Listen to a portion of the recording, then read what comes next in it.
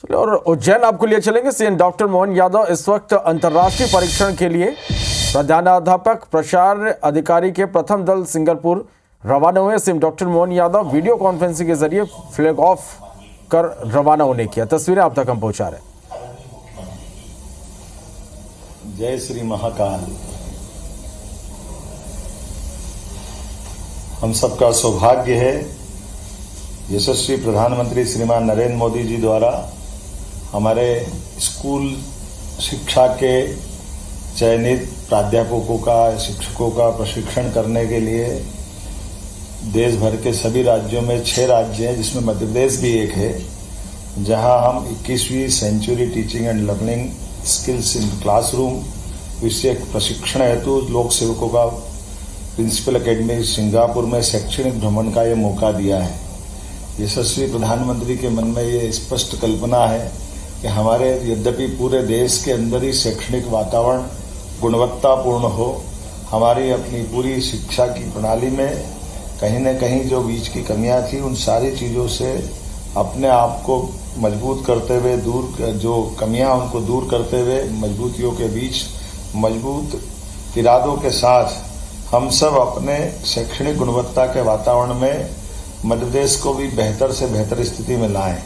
और मैं तो इस नाते से और सौभाग्यशाली हूं जब हमारे बीच में से जब यहाँ अपने चयन करने के पहले ही हमारे बीच माननीय मंत्री जी ने विस्तार से अपनी बात कही। श्रीमान उदय प्रताप सिंह जी ने, आयुक्त गोयल साहब ने बताया कि कई सारे प्रशिक्षणार्थियों ने अपने उस गुरुकुल पद्धति से जोड़ करके मनोविचार व्यक्त किए, जिसके आधार पर हम अपने उस भाव को लेके जा रहे हैं। मैं इसके टॉपिक को देख रहा था, इनने कहा कि century teaching and learning skill in classroom, ये क्लासरूम के अंदर से तो होना ही चाहिए, लेकिन जितनी क्लासरूम के अंदर की इस बात की ध्यान रखने वाली बात है, उतनी अपने क्लासरूम के बाहर भी उसी प्रकार से गहराई की आवश्यकता है। और ये प्राचीन परंपरा हमारी है।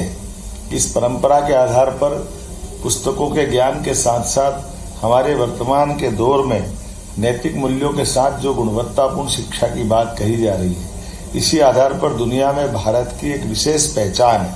हमारे यहाँ टीचिंग अर्थात टीचर और गुरु में ये भी एक मूल अंतर बताया गया है। टीचर हमारे पाठ्यक्रम में पढ़ाता है, सिलेबस से पढ़ाता है, लेकिन गुरुकुल में जब हम कल्पना करते हैं, गुरु से संपर्क की बात करते हैं, तो गुरु हमारी पूरी अपने जीवन की मानवों के अंदर संभावनाओं के लिए एक तरह से जवाबदार की भूमिका अदा करता है। और गुरु का अर्थ ही है, हम अगर संधि विच्छेद करके देखें तो गु मतलब अंधेरा और रू मतलब प्रकाश, तो अंधेरे से प्रकाश की ले जाने वाले शब्द का अर्थ है गुरु। ऐसे में हम इस गुरु की महत्ता को उसी रूप से समझ सकते हैं जिसके कारण से आदिकाल से भारत की खुद की कल्पना है कि विश्व गुरु का स्थान हमको मिले। और विश्व गुरु का स्थान मिले इसका मतलब ही है कि हम अपने विश्व के अंदर जो हमारी अपनी संस्कृति, सनातन संस्कृति, भारत की अच्छाइयाँ दुनिया में बांटे, दुनिया के अंदर फैले हुए अंधकार को दूर करके हमारे ज्ञान के प्रकाश से सबको आलोकित करे। हम सौभाग्यशाली है, हजारों साल से हमारी इसी प्रकार से पहचान रही है। अतीत के कालक्रम में हमने सबने देखा हो, चाहे तक्षशिला हो, नालंदा हो, विक्रमजीत शिला हो, या 5000 साल पुराना आचार्य गुरुकुल पद्धति से हमारी सांदीपनी आश्रम की पद्धति है।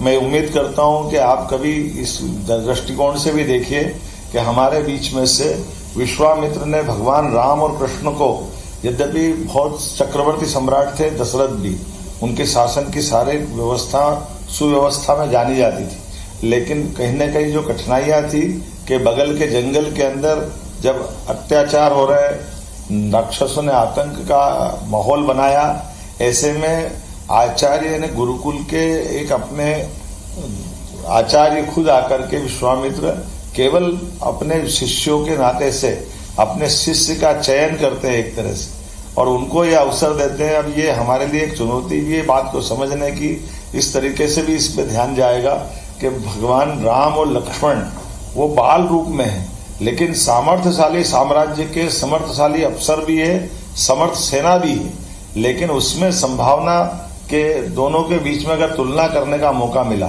तो भगवान राम और लक्ष्मण के माध्यम से उस प्रकार के नए वातावरण में भगवान राम और लक्ष्मण का जो नया रूप देखने को मिला है, उसमें गुरु की दृष्टि थी।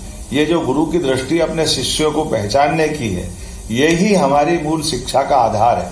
और ये चाहे विश्वामित्र काल हो, चाहे परशुराम जी का काल हो, या आचार्य सांदीपनि का काल हो, सदैव हमारे यहाँ समाज में इस बात की गुंजाइश रहती है।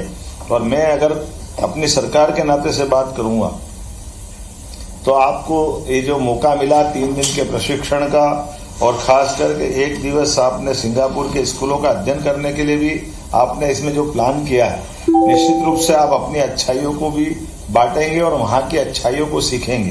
क्योंकि मुझे बताया गया है कि हमारे द्वारा ये जहाँ जो सिंगापुर का चयन किया है, ये सिंगापुर की विशेषता बताई गई। सिंगापुर अंतर्राष्ट्रीय विद्यार्थी मूल्यांकन कार्यक्रम पीसा 2024 के हिसाब से विश्व में प्रथम स्थान पर है।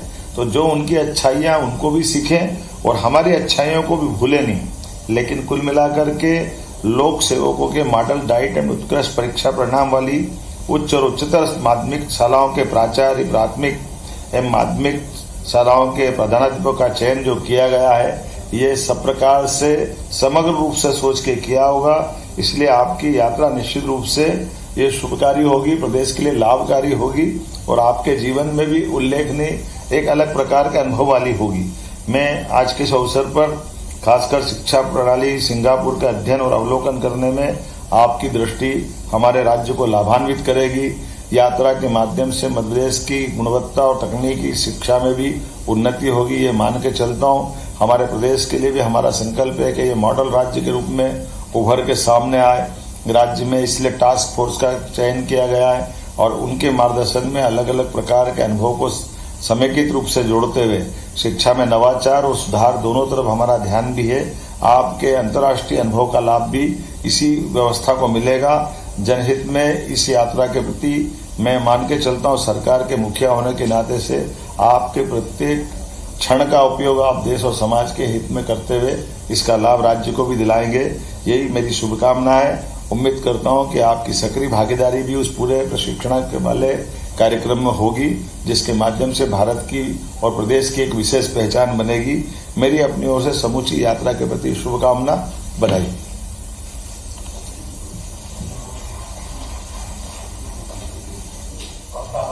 मुख्यमंत्री जी आपकी मंगल कामनाओं के लिए और आपके उद्बोधन के लिए और कार्यक्रम के अंत में आभार प्रदर्शन के लिए आमंत्रित कर रहा हूँ संचालक राज्य शिक्षा मंत्री श्री हरजिंदर सिंह जी को।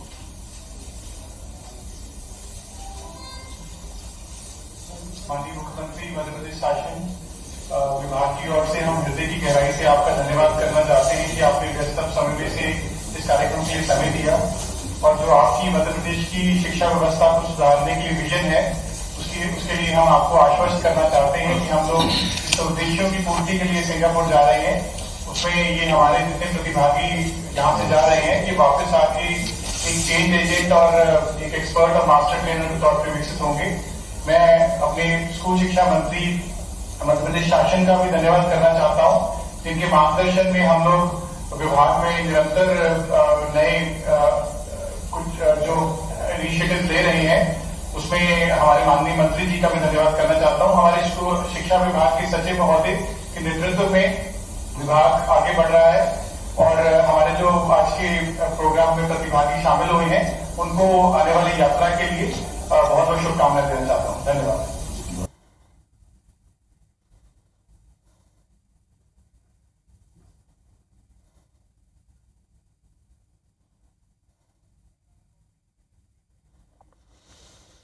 तो जैन से खबर आप देख पा रहे हैं, ये वीसी से बात कर रहे हैं इस वक्त मध्य प्रदेश के मुख्यमंत्री डॉक्टर मोहन यादव और प्रधानाध्यापक प्राचार्य का दल सिंगापुर रवाना हुआ है। अंतर्राष्ट्रीय परीक्षण के लिए प्रधानाध्यापक प्राचार्य अधिकारी के प्रथम दल सिंगापुर के रवाना हुआ। सीएम डॉक्टर मोहन यादव ने वीडियो कॉन्फ्रेंस के जरिए फ्लैग ऑफ कर सभी को रवाना किया।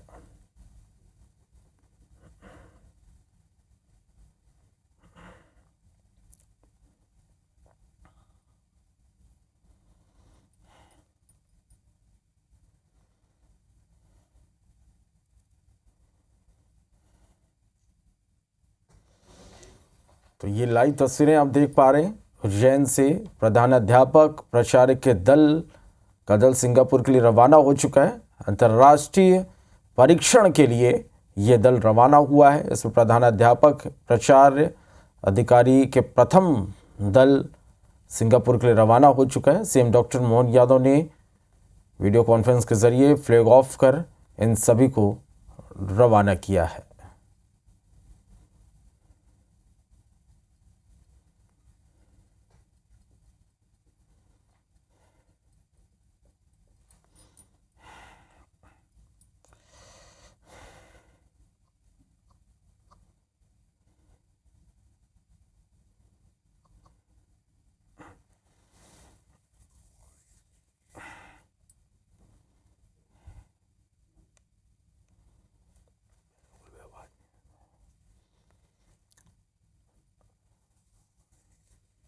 तो ये उज्जैन से आप देख पा रहे हैं, ये प्रधानाध्यापक प्राचार्य के दल सिंगापुर के लिए रवाना हो चुके हैं। अंतर्राष्ट्रीय परीक्षण के लिए ये दल यहां से रवाना हुआ है। प्रधानाध्यापक प्राचार्य अधिकारी के प्रथम दल सिंगापुर के लिए रवाना हो चुका है। वीडियो कॉन्फ्रेंसिंग के जरिए सीएम जुड़े और फ्लैग ऑफ कर सभी को यहां से रवाना किया गया है। तस्वीरें आप तक हम लाइव पहुंचा रहे हैं।